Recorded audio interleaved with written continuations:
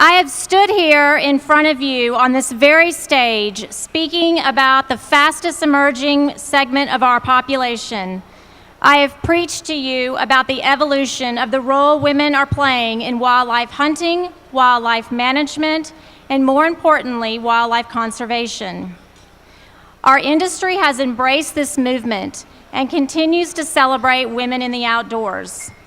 Tomorrow evening, Wild Sheep Foundation will present the Artemis Award that recognizes an outstanding woman leader and mountain hunter who has made significant contributions to WSF, its chapters, affiliates, benefiting wild sheep and other mountain game conservation. But tonight, I want to introduce you to a young girl who at 16 is the most inspirational young woman you will have the pleasure to meet. She is the cover of the Wild Sheep Winter Issue magazine and recently was kicked out of the Less Than One Club. Her story will not only touch your heart, but it will give meaning and a voice to why we must continue to fight and promote our right to hunt. Please join me in welcoming Jennifer Griego to the stage, and I'd like to give her a special presentation.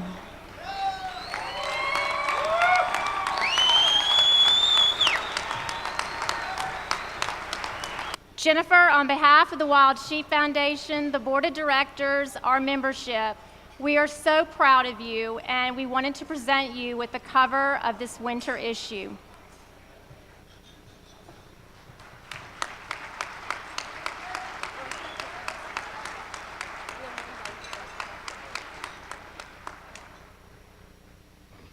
Our final hunt in season 4 involves a story that's very close to my heart. We've met so many awesome people so far on this journey, but I don't know if I'm as close to any of them as I am with my friend Jen Griego. See, Jen has cystic fibrosis, which is a lung disease that is very inhibiting on what a person can do physically. It's my body working against my body, but I try not to get scared by it. A couple years ago, someone told me that the cure is about 10 or 20 years away. And I remember thinking that I wouldn't be alive when the cure came out. But, I mean, I have God, I have my parents, I have my family. I have so many people on my side just to fight through this. This last year at Sheep Show, Jen set an amazing goal to go hunt all of the 4 mountain sheep in North America. And this season on Young Wild, you're going to get to see the start of that goal.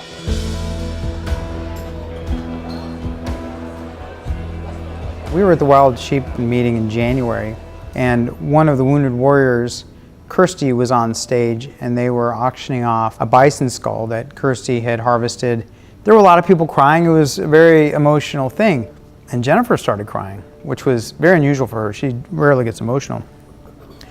And so I said to Jennifer, honey, why are you crying? And she goes, no, I've just been reading that the average life expectancy with cystic fibrosis is 35 years, and my lung function is only 50%, and I'm not going to live long enough to do some of the things that I want to do in my life.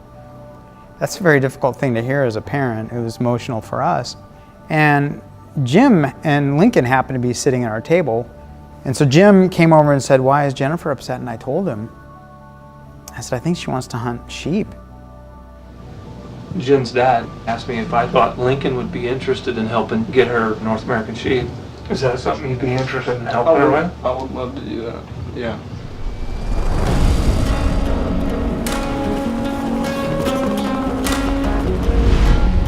I never thought that I'd be training for a sheep hunt. I mean, I never thought I'd be able to go camping, let alone a 10-day hunt on a mountain without electricity.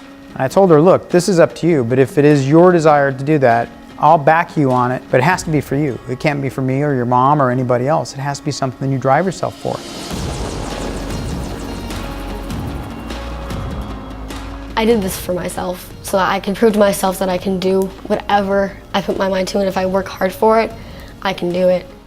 No parent wants to think that their kid is embracing their own mortality, but at the same time, it gives us a different perspective on how we approach life with our kids. That was the biggest wake-up call I had when CF came into our life, is that I can't plan her future when she's born. I can't plan her getting married when she's born. I have to enjoy today, because no one's promised tomorrow. I just love being the voice in their ear when they're under pressure. And it's great to be there when they're this quivering mass of uncertainty in a split second. They're the king or queen of the world. There you go. Oh, nice one. Oh, you got him.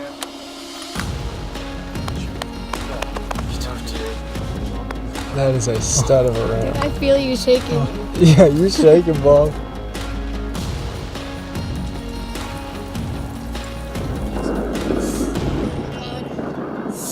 I did this for everyone. But CF didn't think they could do things. They can do anything you put your mind to, no matter how hard you try. Can you believe I did this? Don't fall off the mountain. I almost did.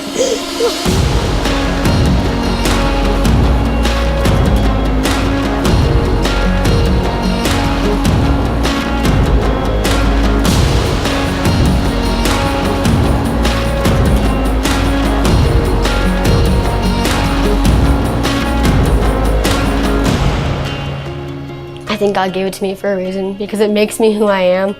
It's hard to live with, but I wouldn't change anything that I have.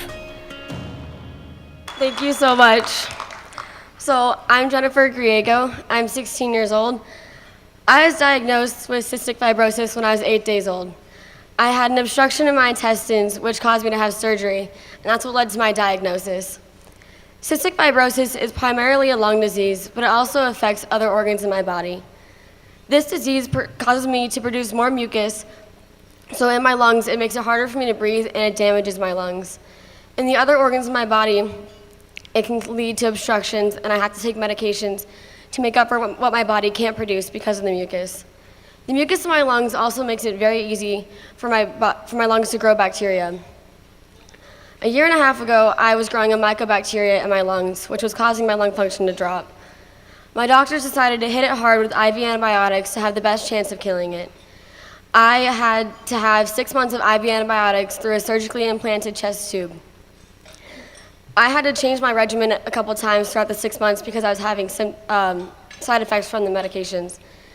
One of the side effects was nausea. I was nauseous for the entire 6 months I was on my IVs.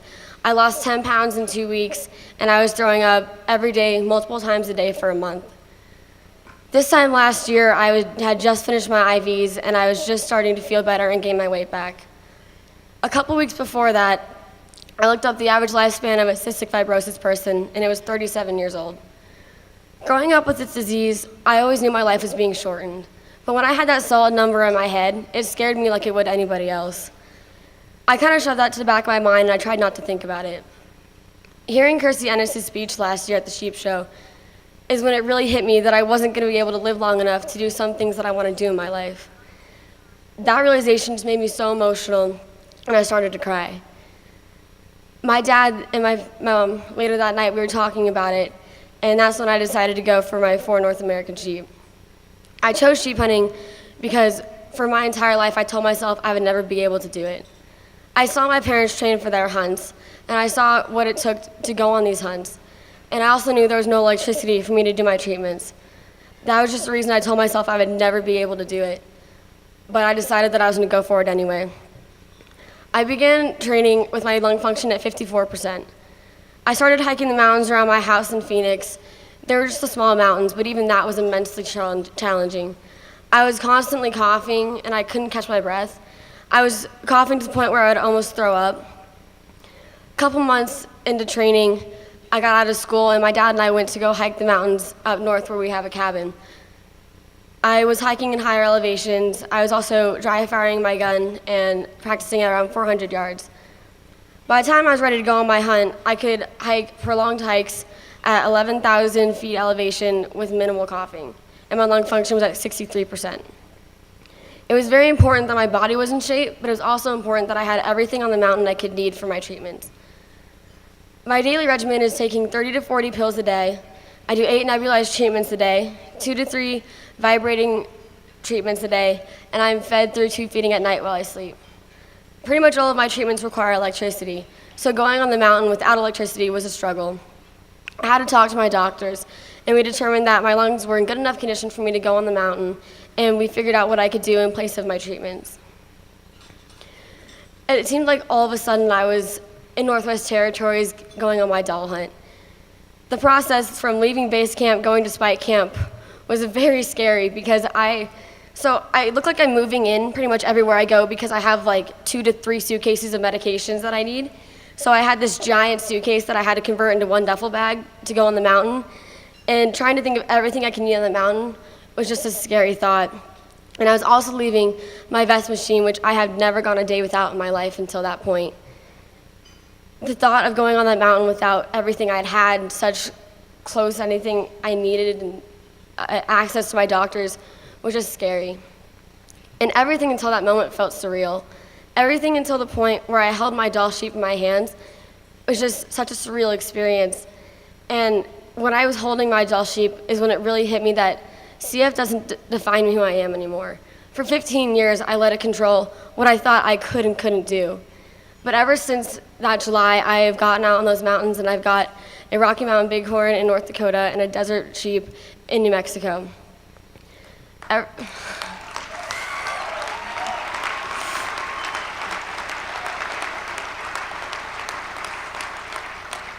Ever since I've climbed those mountains and held the sheep in my hands, it really rang true to me that CF doesn't define who I am. I mean, I can barely wrap my head around the fact that exactly a year ago, I was sitting with Mr. Sino crying because I thought I would never be able to do this. And it's a year later, and I have 3 of my 4 sheep, and I'm going back in July with Raven's Throat Outfitters to try and finish my 4 sheep.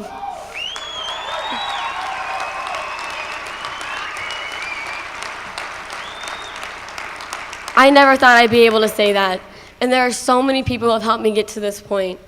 Gray and Kelly Thornton, who have been so supportive and generous through this, Jim Lincoln Tapp and Cooper Ross with Young Wild, who have been on each of my hunts with me, Eddie Corona with Outdoor Experience for All, who's been supportive, Brad Rimfree and Arizona Desert Bighorn Sheep Society, and the Wounded Warriors, who pretty much inspired me to do this. Most of all, my parents, because I would not be here without them.